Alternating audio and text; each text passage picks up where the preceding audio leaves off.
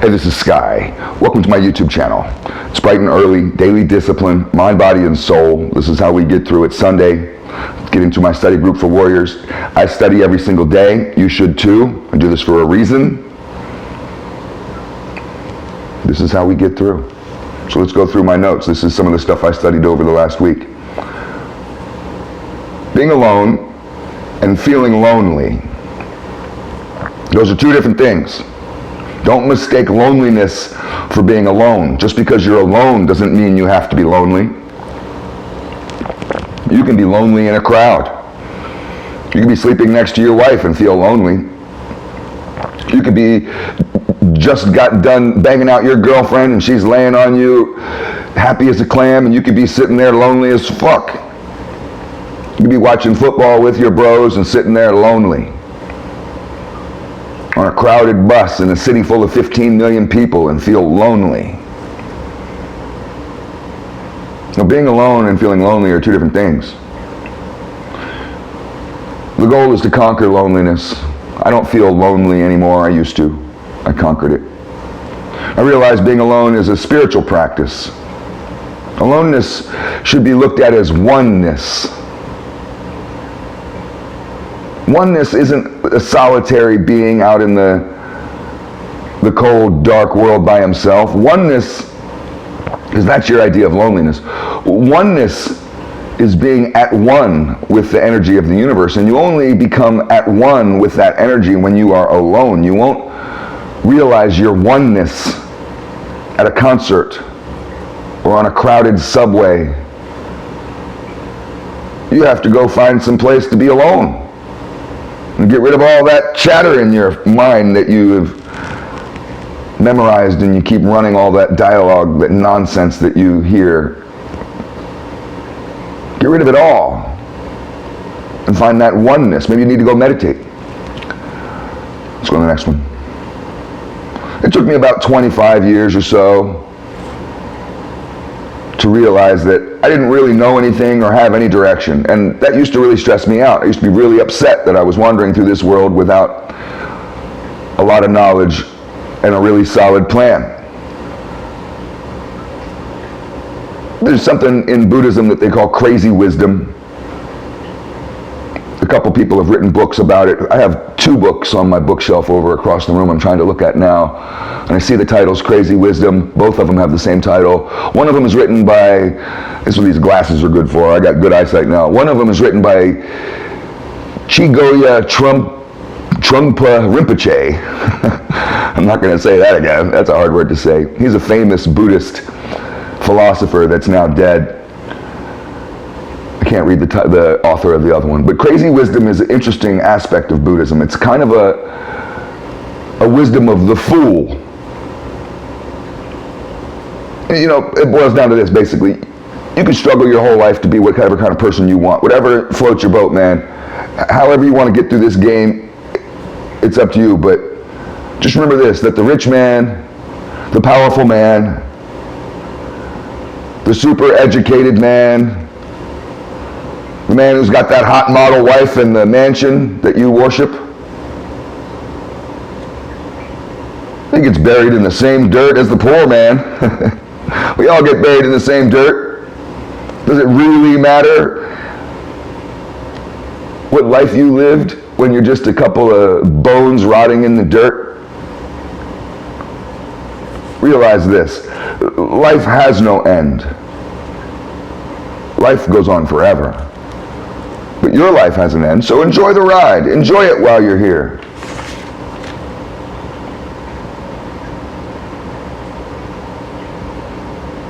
Let's go to the next one.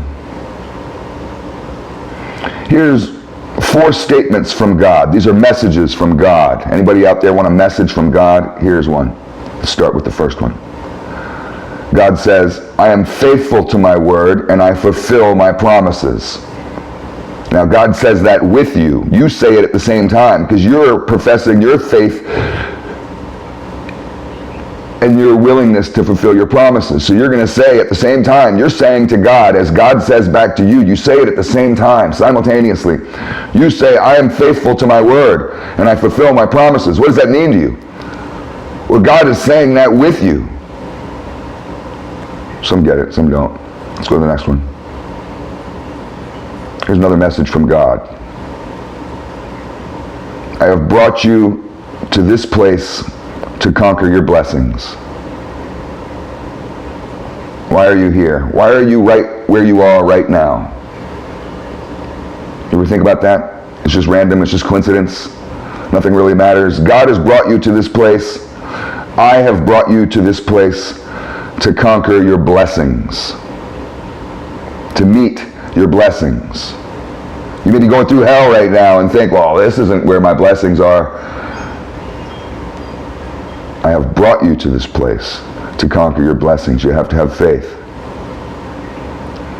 Go back to the first one.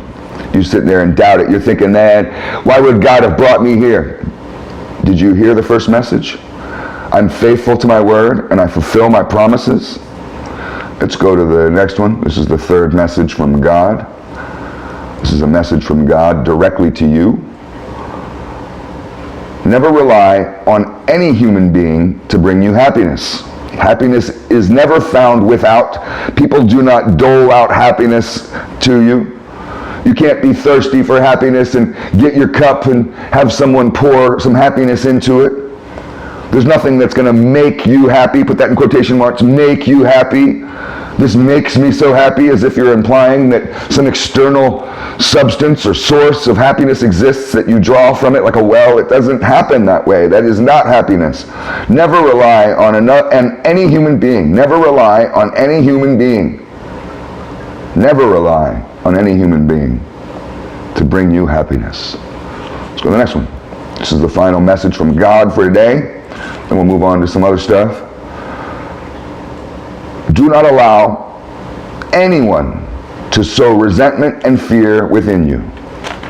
So don't allow your brother to sow resentment and fear within you. Sometimes our friends can gas us up and try to manipulate us, just like the media does. Don't allow the newscaster, I don't care how much you like Tucker Carlson or Rachel Maddow, whoever your favorite is. I don't care how much you think they're great, they're so smart. Oh, I think everything they say is so wonderful. Don't allow anyone, do not allow anyone to sow resentment and fear within you. So let's go to the next one. Let me get out of the religious world a little bit. Let's go into the motorcycle world. I was thinking about this earlier when I was talking to a friend of mine who just joined an under club. Do you know what an under club is? Any bikers out there? I own a motorcycle shop. I've owned a custom bike shop for 20 years at least. I've been involved in the motorcycle world for a long time in many different ways, and let's talk just briefly about under clubs. Now, this is going to piss some of you off. My opinion on this may piss some of you off. I don't have a lot of respect for under clubs. Now, there's a difference between a small-time club who exists in an area for a long time and they're not one of the main dominant 1% clubs.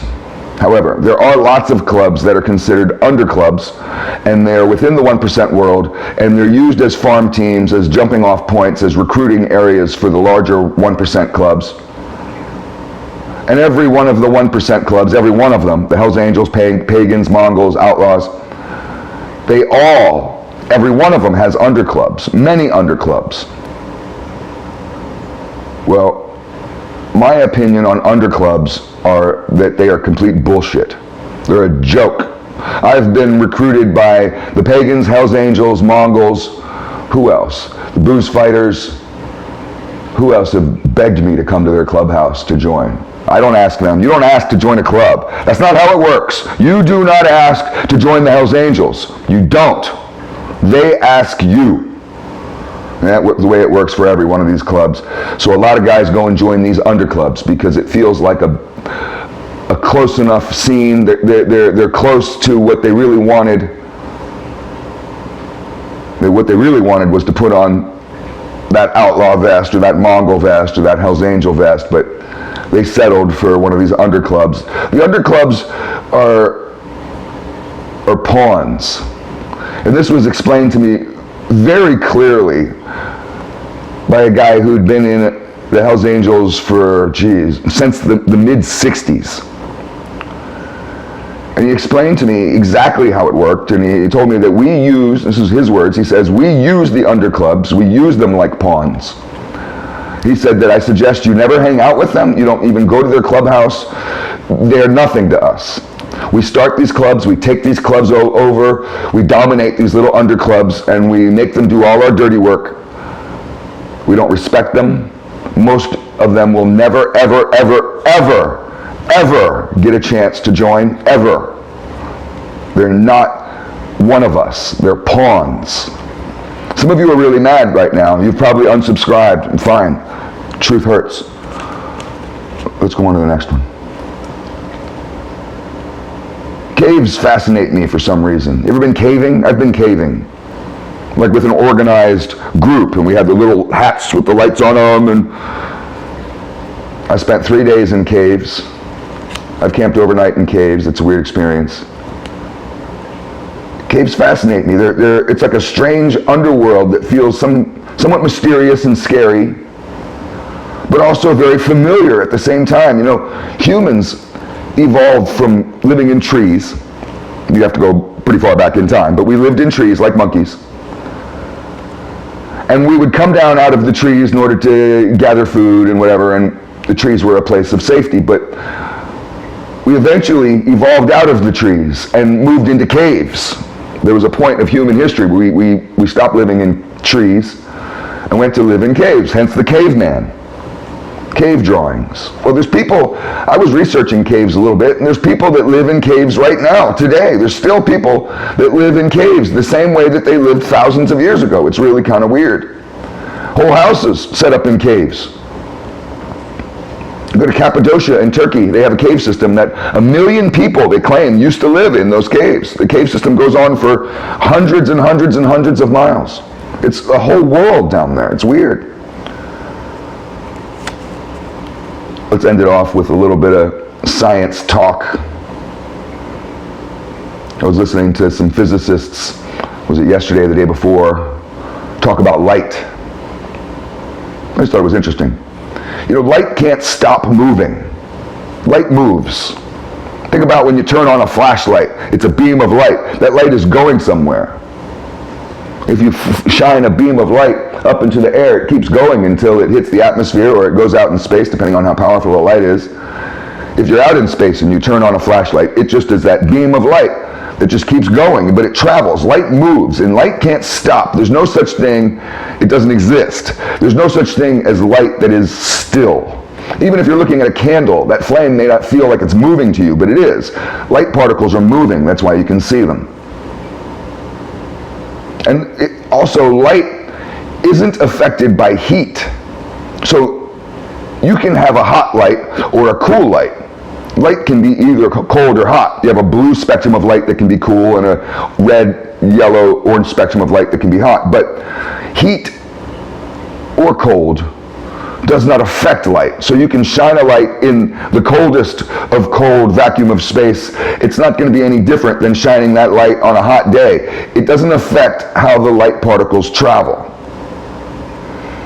And light, it travels not only as a particle, but as a wave. So light can be two different things at the same time, and it will be a wave when you observe it as a wave, and it'll be a particle when you observe it as a particle. And what people have found is that the intention of the observer affects the outcome of light. So if you intend to view it as a particle and you set up a test as a particle test, you see it as a particle. If you intend to see it as a wave and you want to see it as a wave, you'll see it as a wave. It can somehow exist in both states.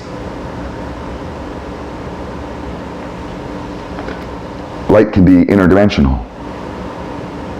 Light's a weird topic, man. It's all food for thought. Have a good Sunday.